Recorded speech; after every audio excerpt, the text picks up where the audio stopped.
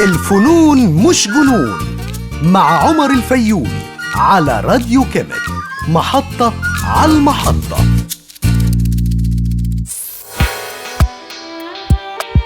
أهلا بيكم في برنامجنا الفنون مش جنون. معاكم عمر الفيومي. موضوع حلقتنا الأولى هو ليه إحنا سمينا البرنامج بتاعنا بالاسم ده. بسيطة خالص، أنا عاوزكم تبصوا حواليكم وانتوا واقفين مكانكم، مش هنروح بعيد. كل حاجة حواليكم فيها فن. يعني مثلا اللبس اللي لابسه الراجل اللي واقف هناك ده قدامكم عملوا وصمموا فنان بنسميه مصمم ملابس. الجزمة اللي لابسها البنت اللي هناك دي برضو صممها فنان. وطبعا شنطتها اللي هي حطها على كتفها، النضارة اللي على عيونك برضو عملها فنان. مبنى المحطة دي وكل المباني اللي بره المحطة برضو عملها فنان بنسميه مهندس معماري. باختصار كل الأشياء اللي حوالينا في الأول اتعملت وخرجت من خيال الفنان. احنا ممكن نقسم الفنون لنوعين. الأول الفن النفعي، وده ظهر مع بداية ظهور الإنسان على سطح الكوكب. ايه هو الفن النفعي؟ هو كل الحاجات اللي اتكلمت عليها في الأول ومعاهم حاجات تانية كتير قوي.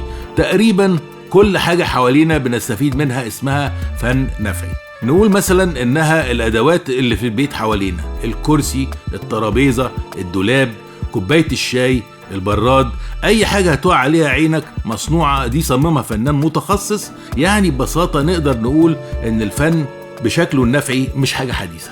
الادوات دي بمرور الزمن عليها اتحولت لقطع اثرية وفنية، وممكن تلاقيها ببساطة في المتاحف وفي أماكن كتيرة من العالم. على سبيل المثال لو رحنا المتحف المصري اللي جنبنا في ميدان التحرير هتلاقي أدوات استعملها أجدادنا المصريين من أكتر من 6-7 آلاف سنة معروضة هناك.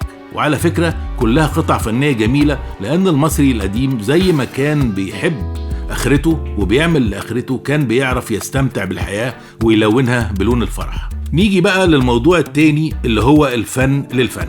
النوع ده من الفن بيتسمى الفنون الجميلة، زي الرسم بالألوان اللي منها الزيت والجواش والصبغات المائية والأقلام الملونة، وكمان النحت على الحجر والخشب. النوع ده من الفنون بيكون مكانه قاعات المعارض والمتاحف وبعض بيوت الناس المتذوقة والمتيسرة ماديا. وده بقى هيكون موضوعنا على مدى الحلقات اللي جاية كلها. هنتكلم ازاي ابتدى، يعني تاريخه ومدارسه، وهنحاول نتعرف على أسامي بعض الفنانين وأعمالهم سواء مصريين أو عالميين. وعشان كل اللي أنا قلته ده واللي هقوله بعد كده اخترنا اسم البرنامج بتاعنا الفنون مش جنون، لأننا لو قلنا إن الفنون جنون زي ما الناس بيترددها دايما كده هيبقى كلنا مجانين تقريبا. خلصنا حلقة النهاردة. كان معاكم عمر الفيومي في برنامج الفنون مش جنون على راديو كيمت، محطة على المحطة. كنتم مع الفنون مش جنون مع عمر الفيومي على راديو كيمت، محطة على المحطة.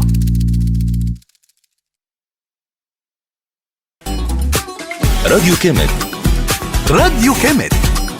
راديو كيمت، محطة على المحطة.